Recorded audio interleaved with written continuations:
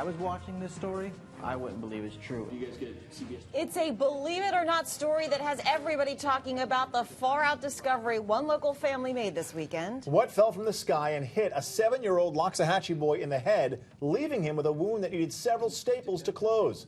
CBS 12's Carl Mann was contacted by this family. He joins us live tonight with this exclusive story that is, well, Carl, let's face it, out of this world. Yeah, John and Liz, it really is. You know, we all do it from time to time. We take a deep breath, we look up, we see the stars and the moon, and we wonder. But the next time that you take a stare up there, remember this astronomical story I'm about to show you. It may have you rethinking outer space altogether. Show me! He's the walking, talking, Okay, let it go. living, breathing. You think you have any superpowers now because of it? No.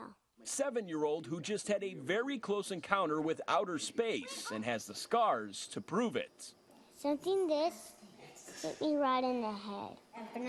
Stephen Lippard was playing in his family's driveway this past Saturday when his world was rocked, literally. And my dad just ran to the door and he saw me bleeding on the head.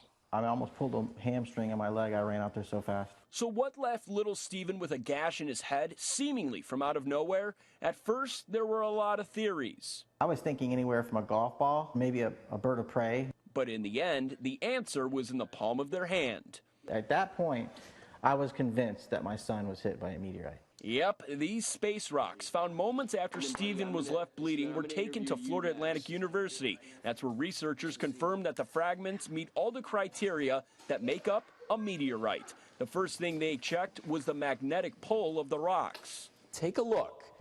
Ever so slightly in this experiment, you can see that whatever inside that bag is sticking to this magnet.